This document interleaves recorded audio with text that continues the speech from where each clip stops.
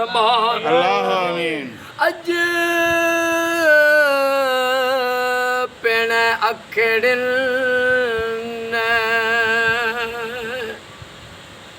अज पिण अखड़िन सजण पंहिंजा सारिया गलन तां गोढ़न जूं बूंदूं बस न कन संदेश कपिरन लोक ॾिठे न लहे ओ मुंहिंजा करीम रब अॼो के न लख सलवात जो सवाब हाजी साईं मरहूम सिकंदर अली सुहाग साईं खे महबूब जे अतारनि जो सवाब पेश कयोसीं। अल्लाह आमीन। ओ मौला मिठे मोहम्मद मुस्तफ़ा जो वास्तो थिए अमा बतूल सैयदा फातिमतो ज़हरा सलामुल्लाह अलैहा जो वास्तो थिए मरहूम हाजी साईं सिकंदर अली सुहाग साईं जा ज़िंदगी जा सगीरा कबीरा कुल गुनाह माफ़ फरमा। ओ मौला मरहूम जे कब्र के जन्नत जो बाग बना। अल्लाह आमीन। ओ मौला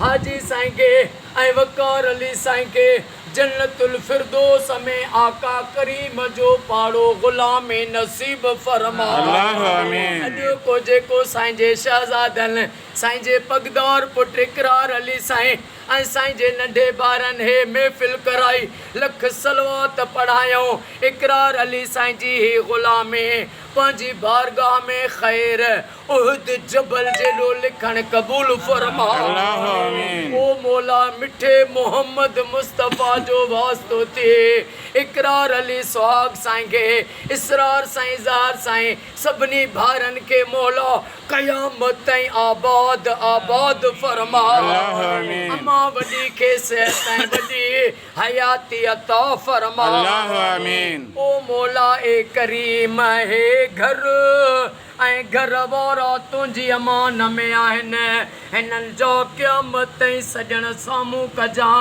ऐं हिननि जे दुश्मननि खे निस्तो नाबूद फरमा। अल्लाह आमीन। जे रोज़ी रिज़्क़ में इज़्ज़त में बरकतूं अता फरमा। अल्लाह आमीन। जंहिं इकरार साईं खे दुआ जे लाइ चयो उन्हनि सभिनी जो बेड़ो तार। अल्लाह आमीन। रब जंहिं मूंखे दुआनि जे लाइ चयो उन्हनि जा बेड़ा पार फरमा। अल्लाह आमीन। करीम रब जेके बीमार आहिनि उन्हनि खे शफ़ा अता फरमा। अल्लाह आमीन।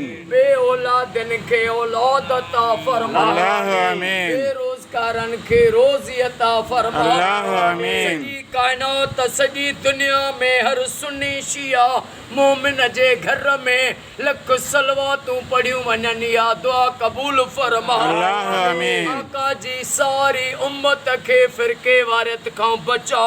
अल्लाह आमीन। रब अॼु जुमिले जेके बि दुआ में शरीक आहियूं असां सभिनी जो बेड़ो तार। अल्लाह आमीन। इन्नल्लाह व मलाइकतहु युसल्लूना अलल नबी या अय्युहल्लज़ीना आमनू सल्लु अलैहि व सल्लिमू तस्लीमा।